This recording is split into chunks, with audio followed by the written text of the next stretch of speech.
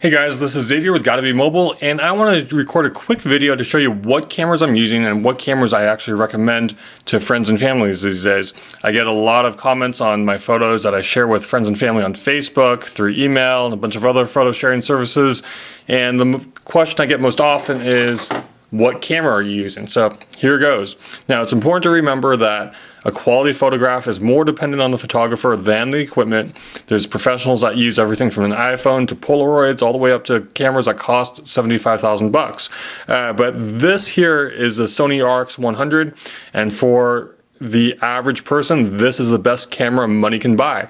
It is the RX100 M2. It's made by Sony and it is an excellent camera. The image quality is just amazing for a point and shoot. It is literally the best camera money can buy that can fit in your pocket. Now it might look a lot like any other point and shoot camera, but it is just a world of difference. I'll put a link to my review for this camera in the video description, but this is just a killer camera. I use it all the time to capture my kid and my kid's friends, family members. It's especially great in low light, and it has a bunch of controls that most point and shoot cameras do not have. Now there is a downside. This camera is $699 currently. That's pretty expensive for a point and shoot camera, but in my opinion it's worth every penny. If you've got kids or pets or other special events that you're capturing all the time, I definitely recommend investing a few $100s more than what you would spend on a standard point and shoot and going with this. This will last you years, and trust me on this, the image quality is just amazing. Little features that this camera has that others don't are things such as a pop-up flash. So if we go ahead and go like this little pop-up flash, I know it seems small, but it actually raises a flash up about 3/4 of an inch above the top of the camera, and it just makes a much better lighting effect. It gets rid of that deer in the headlights effect that you'll see from more affordable cameras. This image sensor on here is just excellent. Now this, believe it or not, is my cheapest camera at $700. I really care about my photos though, and I've been into photography for about 25 years now. Now, the reason I recommend this to everybody I know that asks me about cameras these days is because they typically want to know how I got a picture of their kid or family members using this guy. This is a Nikon D800. Now, I love this camera. This by far produces the best image quality of any camera I've used or own. The problem with this is that you're looking at about $3,000 just for the body. You can easily spend $10,000 or $20,000 on a bag full of lenses and other accessories, and it is a brick. I mean, it weighs a few pounds just with the setup right here. This is about 4 pounds for one lens and one body.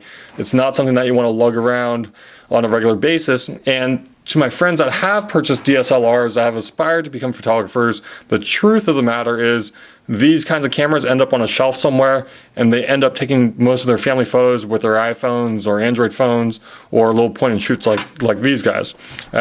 So for most people, unless you're experienced with a DSLR or you're just die hard, want to get into photography, I would really just skip DSLRs and go with something like this. It's perfectly adequate for family photos. Now, there's a caveat here. It's really frustrating using this little guy when you know that the picture just could be a lot better if you had the right equipment. There is a middle ground between carrying something like this and that big giant DSLR that I just had. And for me, that's a camera called the Sony RX1. This is a camera that I just love. This RX1 is professional grade. It comes with a fixed 35mm lens. That means that you don't change lenses out like you might on a DSLR. It also means that you can't zoom in and out with the lens like you can on this guy, and that will really bother some people. But the upside of this is it actually has the same image sensor in terms of size as the D800. So it's a full 35mm diagonal sensor. That's something that you're probably familiar with from just good old-fashioned 35mm film.